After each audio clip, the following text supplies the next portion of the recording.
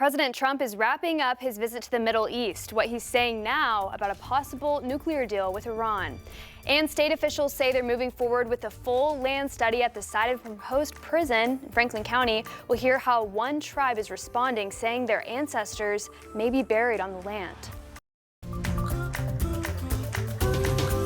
Covering news where you live. This is 5 News at Noon. Well, good afternoon. Thank you for joining us. I'm Morgan Wrigley here with meteorologist Stephen Elmore on this warm Thursday, humid outside. Yeah. I'm actually really liking how it feels outside right now. Yeah, it's really not too bad right now. Definitely a little bit cooler than it was yesterday as well. Yesterday we were already feeling like we were in the upper 80s and low 90s at this point. Today we're still into the 80s, but that's our daytime highs for today at least. It's not feeling like we're close to 100 degrees like it was yesterday. A few thunderstorms are rolling into eastern Oklahoma this afternoon. That's really the active pattern that we've been talking about. That's going to be building into this afternoon, into this evening. But really over the next several days, we're talking about these scattered thunderstorms back into the forecast. Here's a current look at radar right now. Lots of sunshine still breaking out across northwest Arkansas, but across the river valley, we've definitely built in a lot of that cloud coverage over the past hour or so. And with that, additional thunderstorms as well. So far, just those strong thunderstorms right now, producing some lightning, producing some of those strong winds, but not crossing over the severe limit.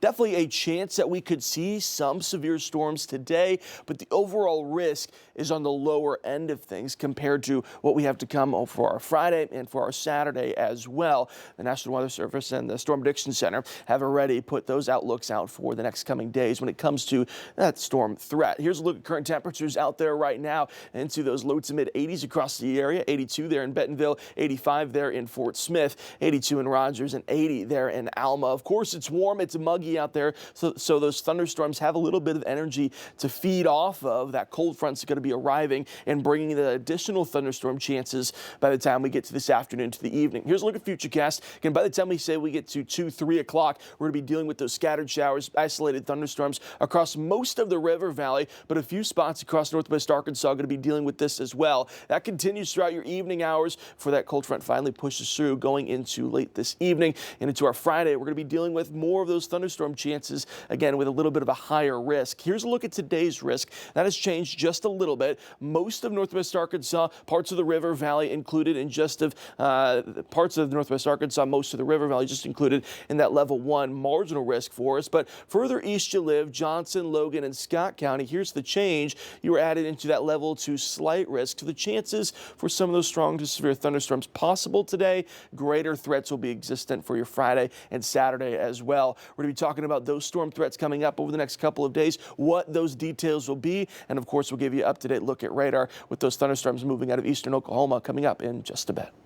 Thanks, Stephen. Well, President Trump visits the United Arab Emirates today during the final leg of his trip to the Middle East. He left Qatar this morning after rallying troops and talking about a possible Iran deal. Natalie Brand has the latest from the White House. President Trump arrived in Abu Dhabi to great fanfare, complete with a military honor guard, music, and dancing. It's an elaborate welcome he has received on each leg of his Middle East trip. In the United Arab Emirates, he made the country's largest mosque his first stop, walking shoeless out of respect. This is an incredible culture, that I can say. Later, the president heads to the presidential palace for an official state visit. President Trump is using the trip to tout investment commitments and defense partnerships. Before leaving Qatar, President Trump held a campaign-style rally at Al Udeid Air Base, the largest U.S. military installation in the Middle East. As president, my priority is to end conflicts, not start them, but I will never hesitate to wield American power if it's necessary to defend the United States of America or our partners. During a business roundtable earlier in the day, the president suggested Iran may be close to agreeing to a nuclear deal. They're not going to make, I call it in a friendly way, nuclear dust. We're not going to be making any nuclear dust in Iran. He also alluded to his previous threat of military strikes. I think we're getting close to maybe doing a deal without having to do this. There's 2 steps. There's a very, very nice step, and there's a violent step. President Trump urged Qatar to help persuade Iran to reach a deal. Natalie Brand, CBS News, the White House. Qatar has served as a mediator between the U.S. and Iran and its proxies throughout the Middle East, including Hamas and Hezbollah. Well, today, Sean Diddy Combs' former long-term girlfriend is back on the stand for cross-examination in his federal sex trafficking trial. Cassandra Ventura testified she didn't have the resources to leave the music mogul, saying she was afraid for her life and her career after performing in countless drug-fueled sex sessions, some of which she says Combs recorded, and that he would often threaten to release them if she didn't comply. The prosecution says Ventura was one of a number of victims in a criminal enterprise Combs ran, using abuse, intimidation, and drugs to coerce people into sex. One criminal defense attorney says the case hinges on consent. We'll see the defense really try to seize on small, specific issues, like, for example, it was Cassie that paid the escorts, or other things that could imply that she was the one that wanted to engage in this type of behavior. The defense has maintained that while Combs had violent outbursts at times, he's ultimately not guilty of the charges against him, including sex trafficking and racketeering. Combs has entered a not guilty plea to all charges in this case. And FAA leaders went before a Senate committee addressing concerns about air safety and outdated technology. Wednesday's hearing comes after a string of delays, cancellations, and tech issues at Newark Liberty International Airport. The problems included a complete radar outage for 90 seconds. The agency says it's working on a short-term fix that includes technical repairs and cutting flights to reduce congestion while dealing with a shortage of controllers. So I guess what I'm trying to get at is, during those 90 seconds, was there a significantly heightened danger to the flying public? I don't believe there was a heightened significant danger to the flying public. But with that being said, from where I sit, we want to remove all risk to the flying public. The FAA came under scrutiny earlier this year after a deadly mid-air collision between a passenger jet and a military helicopter in Washington. McIntosh confirmed that a hotline connecting the Pentagon Air Traffic Control to FAA controllers has been offline for more than 3 years. Well, here at home, the Gravette Fire Department is rethinking how it collects voluntary fire dues after a proposed ballot measure failed in the special election this week. The measure would have allowed the city to add fire dues to property tax bills for about 3,000 residents living outside city limits. Right now, the department mails invoices, but says less than half pay.